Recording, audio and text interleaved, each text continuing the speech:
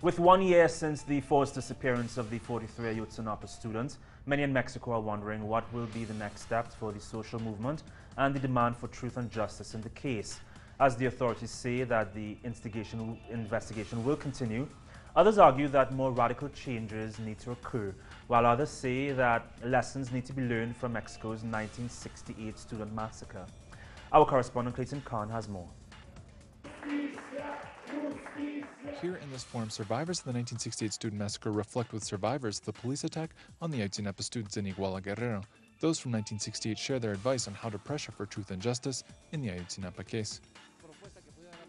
The proposal I would give to the parents and comrades from Ayotzinapa would be, on the one hand, to have the social movements on your side, struggling for the punishment of those responsible and not letting the movement die, and on the other hand, to have the law and legal resources at hand so as to punish and try those responsible.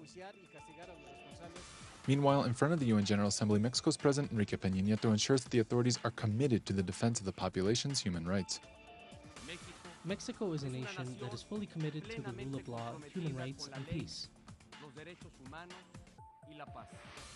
However, that sentiment is not widely shared at home. In the wake of the forced disappearance of the 43 Ayotzinapa students 1 year ago, many call for measures beyond just changing political leaders.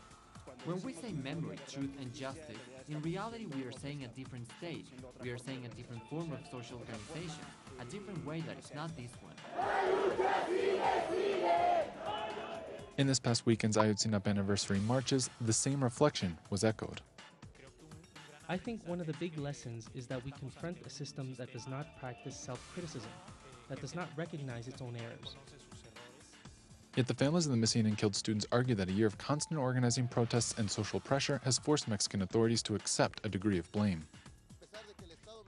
Despite the fact that the Mexican state has bet this case in Ayotzinapa will be forgotten in many people's minds, however, there are things that strengthen us today to believe that the search must continue, the investigation must continue. And it will continue, given that a team of experts from the Inter-American Commission on Human Rights has agreed to advance an independent investigation for at least another 6 months.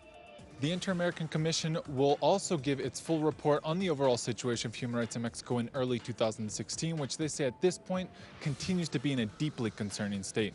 Clayton Khan, Telesur, Mexico City.